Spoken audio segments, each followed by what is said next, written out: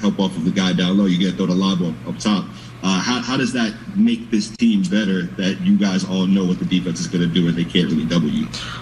Once we go through every scenario, and it's only maybe 4 or 5 that teams can really do against us, and throughout the course of the year that's going to happen, once we figure out, okay, they're doing this tonight, this is how we attack it, or they're doing this tonight, this is how we attack it. Once we get that, it's basically up to us. And I'm so excited for Kai to get back. He's a key piece to what we're trying to do, and the chemistry. As soon as we can build that, as soon as we can be on the court. No matter what sport you look at, I ain't seen this kind of offensive firepower. Now I'm wondering who's going to play defense. I'm wondering who's going to toughen Brooklyn up. And certainly they could be had by Milwaukee, by Philadelphia. Yeah, they could be had. I don't think Boston's deep enough. I don't think Miami's got the talent. And I don't think Toronto has the talent anymore either. So it would be about Philadelphia and Milwaukee as being the primary threats to knock them off. But points win games. And when you got that kind of offensive power, particularly with the ability for Kevin Durant to close, to me, it's a trip to the finals or bust. You might have an excuse to lose to the Lakers and whatever, but I don't see any excuse why Brooklyn, if they get their act together, should not come out of the East. There really is no excuse for this. SA, you just gave the biggest caveat, if they get their act together. If you're Steve Nash, how the hell do you manage all these personalities? I don't think – first of all, I think he's going to have the help of Kevin Durant. And I honestly don't believe James Harden is going to be a problem. I think James Harden gets a bad rap in this respect. You know what? Yeah, he wants his players. He wanted Dwight, and then he didn't. He wanted CP3, and then he didn't. He wanted Russell Westbrook, and then that didn't work out. He dribbles the damn ball too much. I get all of that. But this dude has averaged at least 30 a game the last 3 years, at least 29 a game the last 4, at least 28 a game the last 5. This dude is a sensational offensive player, and here's the biggest thing about him. You know this, Jay. He don't believe in load management. This dude don't take nights off. That's not what he did. We were shocked at the way he's played over the last 5 games because we know better, and we know what he was trying to do, and we're disappointed that he would go that route, particularly throwing his own teammates under the bus, because that's not who we know him to be. But outside of that, you know that James Harden is going to come to play. And now that he's taken the shrapnel of criticism that's been thrown in his direction, I think he's going to be more motivated than ever before. He knows he's on a legitimate title contender, that they're legitimate favorites in some people's eyes because of the talent they assembled. And he knows that if he doesn't win here, it'll look worse than when he didn't win in Houston because he didn't have Kevin Durant as his teammate. The key is Kyrie Irving. And there's some problems going on there. Let's just call it what it is. We don't know what the hell it is, and even if we did know, we wouldn't say if it was something personal because that's none of our damn business. But the bottom line is Kyrie don't seem all there. Literally, figuratively, mentally, spiritually, he's just in another place other than Brooklyn. And I don't know if that's on Steve Nash to resolve. That's on Kevin Durant because this is Kevin Durant's team. You know better than anybody, Jay Williams, that Kyrie Irving wouldn't be in Brooklyn if it were not for Kevin Durant. They brought Kyrie Irving there because Kevin Durant made it clear he wanted Kyrie Irving there with him. That is why Kyrie Irving is there. So now the onus is on KD to handle that situation with Kyrie or to support the Brooklyn Nets if they decide to go in a different direction than Kyrie. Kevin Durant needs to sign off on that, and he needs to also make things happen with or without Kyrie. That's what he's got to do. Stephen A. Smith, First Take, host of Stephen A.'s World. You can catch it on ESPN+. Stephen A., let me ask you this, though. In terms of the Brooklyn Nets trio, is this trio better than the Splash Brothers with KD? No. Hell no. Absolutely not. Talent-wise, Stephen A., KD, talent-wise? Talent-wise, they're not? I'm not saying the way it works out, but talent-wise, sheer talent? Jay, I'm thinking about 2 things.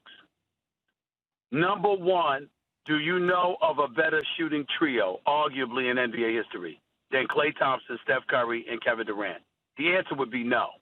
And we all know that Klay plays defense, okay? And we all know that it's hard. Who's going to sacrifice? Klay Thompson sacrificed in Golden State. Chris Bosh sacrificed in Miami. Ray Allen sacrificed in Boston. Who's going to be the third wheel, and who's going to accept and embrace that role and make the necessary sacrifices?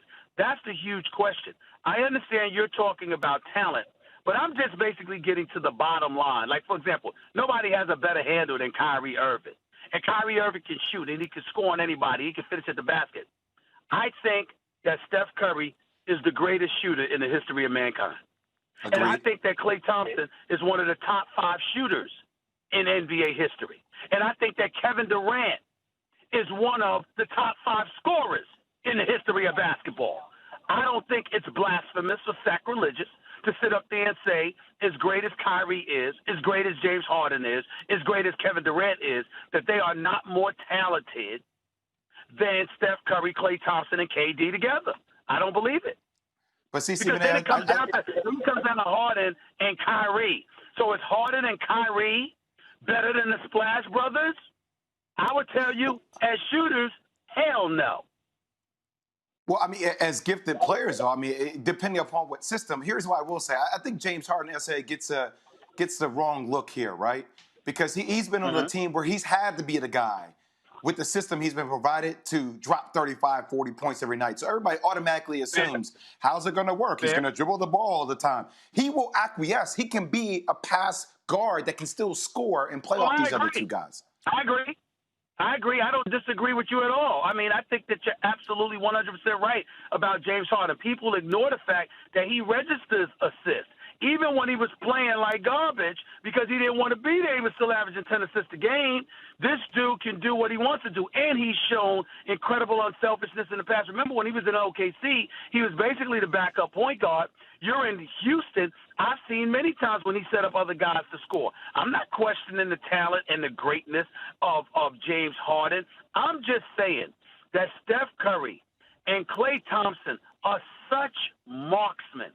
I think it's the likes of which we've never seen. They're the greatest shooting backcourt in history. And Steph Curry is the greatest shooting backcourt known to man. And there's not a human being that I've ever seen that can shoot better than Steph Curry. Ever. Standing still, spot up, jump shot, set shot, corner, wing, key, the other wing. It don't matter. 30 feet, 40 feet, 50 feet, 20 feet. It doesn't matter. This dude is the greatest shooter I have ever seen with my 2 eyes. Me too. He's better than me. The entire Eastern Conference, Jay, revolved around Giannis. 2-time MVP. He was also the Defensive Player of the Year, top seed, trying to win their first championship in 50 years, got the Supermax. Let's build around him. What do you want? We go from all of that, the entire axis of the Eastern Conference revolving around Giannis. By the way, now the planets are revolving around another team. How quickly it can change. Yeah, and I actually think, Milwaukee's been playing really good basketball as of late.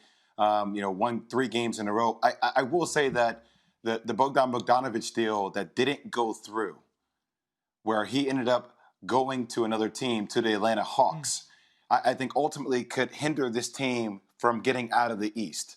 Now, look, there's always going to be that question, how does Giannis handle things down the stretch as far as making big shots? Can Drew Holiday, can Chris Middleton, can those guys be the clutch players that Milwaukee needs?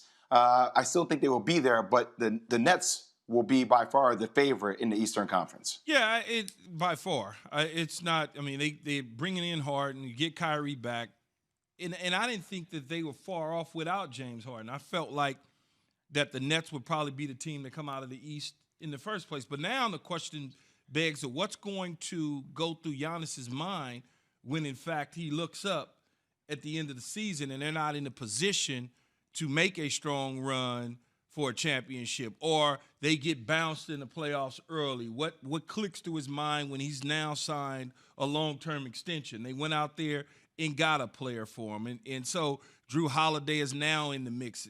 What happens? Where does his mind go? Should he have not signed the extension? Should I have waited? Should I have looked to go to another team with more players because people aren't going to come here in free agency? We'll dig into it further. Go ahead, James. I just want to explain to people, who, and I understand everybody has to be quote unquote professional, but just because you sign a 5-year deal does not mean that you have a 5-year commitment to one team. You have a 5-year commitment to the money that you signed for. I just want to specify, this is a new age. We've seen Kawhi Leonard get out of a situation. We've seen Anthony Davis get out of a situation. We've now seen James Harden get out of a situation. We will continue to have conversations about people like Bradley Beal, who is in Washington, who there have been stuff about, could he be a Laker? Could he force his way out of Washington? And I said it the moment it happened. Just because Giannis signed a 5-year deal with Milwaukee to be the highest paid player in North American sports does not mean that he will be with Milwaukee for 5 years if their front office and team cannot put him in a position to win a world championship. That is the reality of where we are in today's NBA, where player empowerment, players can get to where they want to be. Yeah, but though everybody that we talk about in player empowerment and signing supermax deals or long-term extensions, they don't ask to be out after one season. That one season would be a bit much. You got to kind of, if he was to go walk in there after this season and be like, yo, I don't want to deal with this. I don't want this anymore. You just signed a max deal, man, like 7 months ago. Like, what the hell are you talking about? Now, if he did it 2.5 years from now, I think that. So, Keith, what if 2 years they don't get out of the Eastern semifinals? Yeah, down the frustration, 2 years. Yeah, the frustration, 2 years. But not after one season. Yeah, I never said one No, season. I'm just saying, not after. I wanted to make it clear, and we're not talking about after one season. You're talking about down the line. Down the line, of course. But after 1 year, 2 years, it would probably be a PR nightmare for him, considering that he said what he said about wanting to be, this is my home, this is my town, I want to be here. And then you look up, 24 months later, and you're talking about you want to get out. There's no doubt about it. And Jay made up the most interesting point of all. You're right. It's the age of player empowerment. Just a reminder that as of yesterday, the Houston Rockets controlled James Harden's rights for the next 2 years. 24 hours later,